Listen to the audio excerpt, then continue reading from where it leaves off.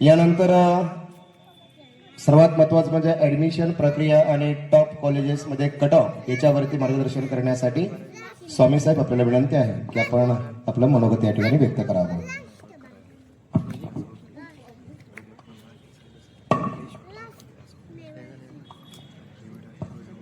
आदरणीय व्यासपीठावरती विराजमान प्रतिष्ठितगण आणि माझ्या समोर बसलेले गावकरी, पालक आणि विद्यार्थी मित्रमैत्रिणींनो, मी अनिकेत संजय स्वामी, यशस्वी सायन्स अकॅडमी माळशिरस याचा संचालक आहे. सर, ज्या पद्धतीनं आपण कल्पतरू फाउंडेशन सुरू केलेलं आहे, जसं आपण बळवंत सरांनी मगाशी प्रस्तावनेमध्ये ओळख सांगितली, त्याच पद्धतीनं ज्या पद्धतीनं आपण सर्व युवक लोक एकत्रित आला, ज्या पद्धतीनं तुम्ही जसा विचार केला त्याच पद्धतीनं माळशिरसच्या मातीमध्ये आमच्यासारख्या 4 युवकांनी असाच विचार करून आपल्या ग्रामीण भागातल्या विद्यार्थ्यांना क्वालिटीचं शिक्षण मिळावं याच्यासाठी आम्ही सुद्धा सरस्वती बहुउद्देशीय संस्था याची स्थापना केली आणि सरस्वती बहुउद्देशीय संस्था यांचा एक उपक्रम म्हणजे यशस्वी सायन्स अकॅडमी. 2 वर्षापासून यशस्वीरित्या आपण आपलं युनिट चालवतोय. आम्ही 4 लोक आहोत, त्यापैकी मी एक संचालक सदस्य म्हणून कार्यरत आहे. तर माझ्याकडं सोपवलेला हा जो विषय आहे ऍडमिशन प्रक्रिया आणि टॉप कॉलेजेसचे कट ऑफ, तर मला पहिल्यांदाच कॉल आल्यानंतर मी वाघमोडे सर माझ्या घरी असताना बळवंत सरांचा फोन आला होता आणि त्यांनी विनंती केली आणि मी झटक्यामध्ये होय म्हणलं. म्हणजे आज रविवारचा दिवस आहे, मी रविवारचा दिवस खरं तर कुणाला देत नाही बायको सोडून, परंतु मी बायको समोरच होय म्हणलं. तुझा दिवस नाही, आज रविवारचा हा समाजकार्याचा दिवस आहे आणि एक हाक सरांनी दिली आणि मी स्वतः होय म्हणलं. मला ही संधी मिळते काहीतरी चांगलं काम करण्याची, त्याबद्दल खरं तर कल्पतरू फाउंडेशनचं धन्यवाद. आता मला जो विषय देण्यात आलाय हा खरं तर तसा आकडेवारीचा विषय आहे की टॉप कॉलेजेसचे कट ऑफ, आणि आता आकडे बोलायचं म्हटलं की मग थोडस माणसाला बोर व्हायला लागतं. तर माझा विषय सुरू करताना अगोदरच डिस्क्लेमर देतोय, गावकरी असतील किंवा विद्यार्थीगण असतील, की लक्षात घ्या यशाचा प्रवास हा नेहमी बोरिंग असतो आणि सेलिब्रेशन हे फक्त शेवटला होत असतं, मध्येच कोणी सुद्धा सेलिब्रेट करू शकत नाही. त्याच्यामुळं माझे आकडे जर सांगताना तुम्हाला बोर झालं तर लक्षात ठेवा की तुम्ही कुठल्या तरी चांगल्या मार्गाला जाण्याचा मार्ग खुला होतोय आपल्यासाठी. तर सुरुवातीला माझी जी एक्सपर्टाईज आहे, आम्ही सायन्स अकॅडमी चालवत असल्यामुळं आमचा रोग हा नेहमी medical, engineering, pharmacy, agri, nursing ह्या फील्डमध्ये राहिलेला आहे. म्हणजे मी जे आकडे सांगेन हे फक्त सायन्स रिलेटेड करिअर बद्दल माझ्याकडे अवेलेबल आहेत. कॉमर्स आणि आर्ट्स किंवा त्या बाकीच्या ज्या स्पर्धा परीक्षा आहेत त्याची आकडेवारी माझ्याकडे अवेलेबल नाही किंवा मी त्याच्याबद्दल बोलू शकत नाही, मला त्यातलं ज्ञान जास्त नाही. बाकी तुम्ही आलात माझ्याकडे तर मी तुम्हाला किंवा आपल्या गावामध्ये सुद्धा खूप सारी लोक आहेत त्याबद्दलची तयारी करणारी, आपण त्यांच्याशी तुमचा संपर्क करून देऊयात. तर मी सुरुवातीला ऍडमिशन प्रक्रियेबद्दल सांगतो. आता जुन्या काळी कसं असायचं की प्रत्येक कॉलेजवरती 10वी नंतर 11वी 12वी साठी किंवा 12वी नंतर पुढच्या शिक्षणासाठी जेव्हा आपण प्रवेश घ्यायला जायचो त्यावेळेस प्रत्येक कॉलेजची वेगळी मेरिट लिस्ट असायची. त्या कॉलेजवरती जाऊन आपल्याला फॉर्म भरायला लागायचा, मेरिट लिस्ट डिक्लेअर व्हायची, वाट बघायला लागायची आणि मग ह्या सगळ्या प्रोसेसमध्ये विसंगती येण्याचे चान्सेस जास्त असायचे. म्हणजे एक विद्यार्थी त्याला जर ऍडमिशन वेगवेगळ्या ठिकाणी कुठं बसतोय नंबर याची शाश्वती नसल्यामुळं तो 10 कॉलेजेसला जाऊन फॉर्म भरायचा आणि मग त्याचा नंबर कुठं लागतोय त्याच्यावरती ते सगळा निर्णय टांगणीवरती राहायचा. आणि असं होऊ नये म्हणून मागील काही वर्षांमध्ये शासनानं ही प्रोसेस कॅप नावाची प्रोसेस सुरू केलेली आहे. कॅप म्हणजे CAP सेंट्रलाइज्ड ऍडमिशन प्रोसेस, म्हणजे हे मध्यवर्ती ऍडमिशन प्रोसेस आहे. सगळ्यांना एकाच वेळेस फॉर्म भरावा लागतो, एक शेड्यूल बनवून दिलेलं असतं आणि या विहित वेळेमध्ये आपण फॉर्म जमा केला, ऑनलाईन डॉक्युमेंट सबमिट केले की नंतर मग एक जनरल मेरिट लिस्ट लागते. मग ती महाराष्ट्र कोट्यातली असो किंवा मग ऑल इंडिया कोट्यामधून असो, तर ही जनरल मेरिट लिस्ट लागते.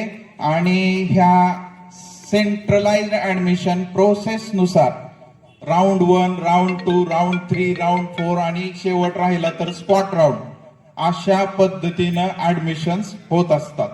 आणि मग आपल्याला तिथं एका कॉलेजला ऍडमिशन नाही घ्यायचं, आपल्याला चांगले मार्क आहेत, सुरुवातीच्या राऊंड मध्ये आपल्याला न आवडतं कॉलेज लागलंय तर आपल्याला तिथं बेटरमेंटचा ऑप्शन असतो. आपण तिथं बेटरमेंट जाऊन फॉर्म भरून ती प्रक्रिया करू शकतो. तर सुरुवातीला मी मेडिकलच्या कट ऑफ बद्दल बोलील. आताच्या ऍडमिशन प्रोसेस मध्ये जर आपण मेडिकल कॉलेजेस कडे बघितलं तर ऍडमिशन प्रोसेस मध्ये महाराष्ट्रामध्ये जी काही मेडिकल कॉलेजेस आहेत ह्याच्यामध्ये 85% कोटा जो असतो हा आपल्या विद्यार्थ्यांसाठी म्हणजे महाराष्ट्राचा रहिवासी असणाऱ्या विद्यार्थ्यांसाठी असतो आणि उर्वरित 15% कोटा हा ऑल इंडिया म्हणजे सबंध भारतामधील सगळ्या विद्यार्थ्यांना ऍडमिशनसाठी खुला असतो. तरी पहिली गोष्ट ही की महाराष्ट्रामध्ये जेव्हा आपण मेडिकल कॉलेजेसला अप्लाय करतोय तेव्हा 85% आपल्यासाठी आहे रिझर्वेशन आणि मग 15% हे उर्वरित लोकांसाठी आहे. देशामध्ये मेडिकलसाठी नीट नावाची परीक्षा द्यावी लागते विद्यार्थ्यांना, ज्याचं प्रिपरेशन 11वी 12वी 2 वर्षामध्ये डेडिकेटिव्हली करावं लागतं. 720 मार्कांची ही परीक्षा असते. 3 विषय फिजिक्स, केमिस्ट्री, बायोलॉजी, फिजिक्स आणि केमिस्ट्री दोघांचे मिळून 360 मार्क आणि एकट्या बायोलॉजीचे 360 मार्क, असे 360 अधिक 360 हे 720 मार्काची परीक्षा असते. ह्या परीक्षेमध्ये मागच्या वर्षीचा जर आपण कट ऑफ बघितला, मागच्या वर्षी म्हणजे 2025चा जर कट ऑफ बघितला आपण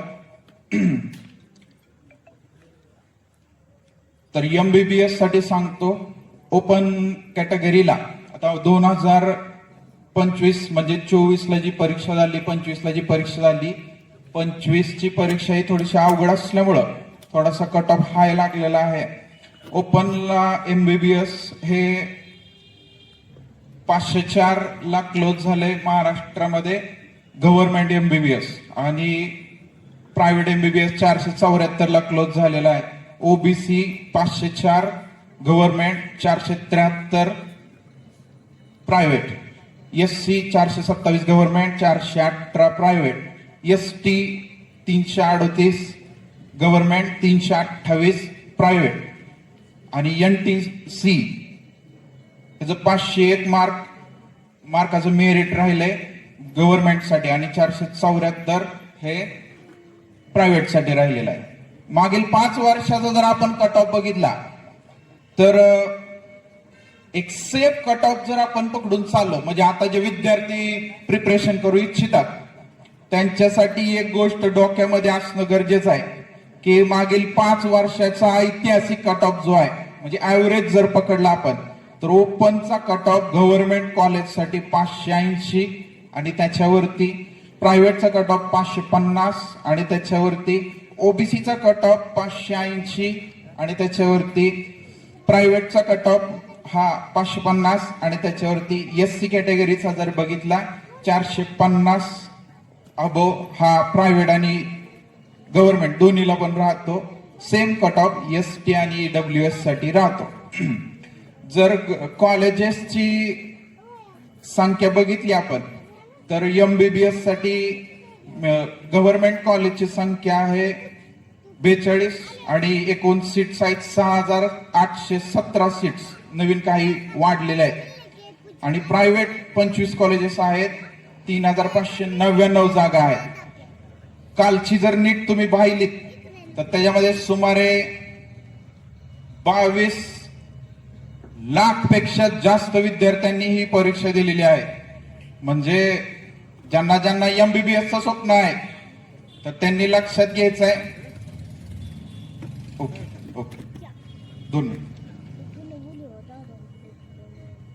तर तुम्हाला त्याबद्दल मी सांगितलं. इंजिनिअरिंगच्या परीक्षेसाठी ज्यांना इंजिनिअरिंग करायचंय त्यांना 2 मार्ग आहेत. एक जेईचा मार्ग आहे. जेई काय असतं सर हे माहित पाहिजे प्रत्येक पालक आणि विद्यार्थ्याला. जेई म्हणजे जॉईंट एंट्रन्स टेस्ट ही एक प्रक्रिया आहे ज्याच्यामध्ये 2 टप्पे आहेत. एक असते जेई मेन्स आणि त्याच्यानंतर असते जेई ऍडव्हान्स. जेई मेन्स 300 मार्कची आहे.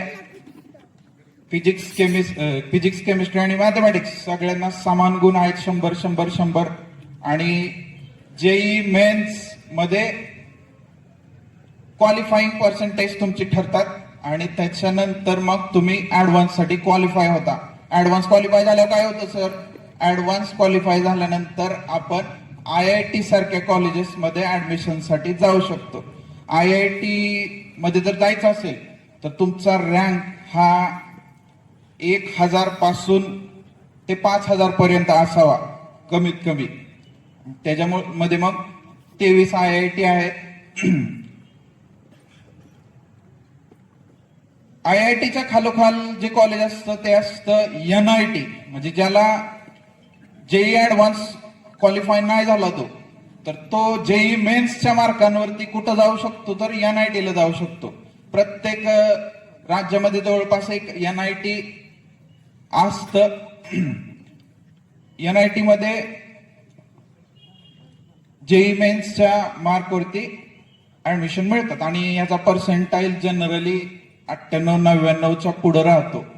त्याच्यासाठी चांगलं प्रिपरेशन करणं सुद्धा इम्पॉर्टंट असतं. तुम्हाला तुमची रँक NIT ला ऍडमिशन पाहिजे असेल तर कमीत कमी 5000च्या आतमधली रँक पाहिजे तुमची, म्हणजे टोटल विद्यार्थ्यांची जर बघितलं तुम्ही तर. बाकी इंजिनिअरिंग साठी दुसरी परीक्षा सीईटीची आहे. सीईटीची परीक्षा 200 मार्कची आहे, ज्याच्यामध्ये फिजिक्स केमिस्ट्री 50-50 आणि मॅथमॅटिक्स 100 मार्काचा आहे. आपला एक विद्यार्थी COEP ला मागच्या वर्षी क्वालिफाय झालेला आहे, तो आता तिथे इंजिनिअरिंग करतोय. 99.53 पर्सेंटाईल त्याला मार्क होते, म्हणजे ओपनचं मेरिट हे 99.53 त्याच्या आसपासच लागतंय. COEP सारखं जे कॉलेज ऑफ इंजिनिअरिंग पुणे, जिथं टॉपची कॉलेजेस आहेत तिथंच थोडस करिअरच्या संधी जास्त राहतात किंवा कॅम्पस सिलेक्शनच्या संधी जास्त राहतात.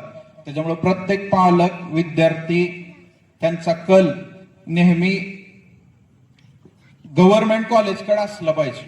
गव्हर्नमेंट फार्मसीची कॉलेजेस थोडीशी कमी आहेत, जवळपास एक 15च्या आसपास कॉलेजेस असतील आणि त्यांचा कट ऑफ सुद्धा 93-95च्या पुढे राहतो. म्हणजे ओपनचा कट ऑफ जर बघितला आपण तर 98-99 पर्सेंटाईल असा राहतो. बाकीची प्रायव्हेट कॉलेजेस फार्मसीसाठी खूप आहेत. ऍग्रीसाठी सुद्धा बरीचशी कॉलेजेस आहेत. ऍग्रीचा कट ऑफ हा वेगवेगळ्या कॅटेगरीसाठी वेगवेगळा राहतो, पण ओपनचा जो कट ऑफ आहे तो 98 पर्सेंटाईलच्या पुढे राहतो. SCचा जो कट ऑफ आहे हा 89, 90, 88, 85च्या पुढे राहतो. आता थोडस राऊंड नुसार व्हॅरी होतं. ह्याच्याबद्दल अजून एलॉबरेट करता येऊ शकतं, पण वेळेअभावी मी ते करू शकत नाही. तर इथून पुढच्या तयारीसाठी सर्व विद्यार्थी आणि सर्व हितचिंतकांना शुभेच्छा. ह्याच अनुषंगाने एक विनंती करायची किंवा रिक्वेस्ट करायची सर्वांना की आमचं एक स्वप्न आहे की माळशिरस तालुक्यातून कमीत कमी 1000 विद्यार्थी IIT साठी आणि MBBS साठी हे आम्हाला पाठवायचे आहेत. परंतु आम्ही जेव्हा ग्राउंड लेवलला जाऊन काम करतोय त्यावेळेस आम्हाला काही गोष्टी अशा समजतायत की आपल्याकडे जे नाणं येतंय हे त्याला जेव्हा आपण वितळवू आणि मग त्याच्यापासून दुसरं नाणं तयार करू घाव घालून घालून त्यावेळेस मग ते खाणायला लागतंय. त्याच्यामुळं ही वितळवण्याची प्रक्रिया लवकर सुरू व्हावी याच्यासाठी यशस्वी सायन्स अकॅडमीनं 8वी, 9वी, 10वी पासूनच ह्याची तयारी कशी करता येईल ह्याच्या संदर्भात वर्कआउट केलेला आहे. आणि उद्यापासूनच आपण 8वी, 9वी, 10वी ह्या फाउंडेशन प्लस बोर्ड ह्याची तयारी करून घेण्यासाठी सुद्धा क्लासेस सुरू करतोय. थँक्यू. धन्यवाद सर.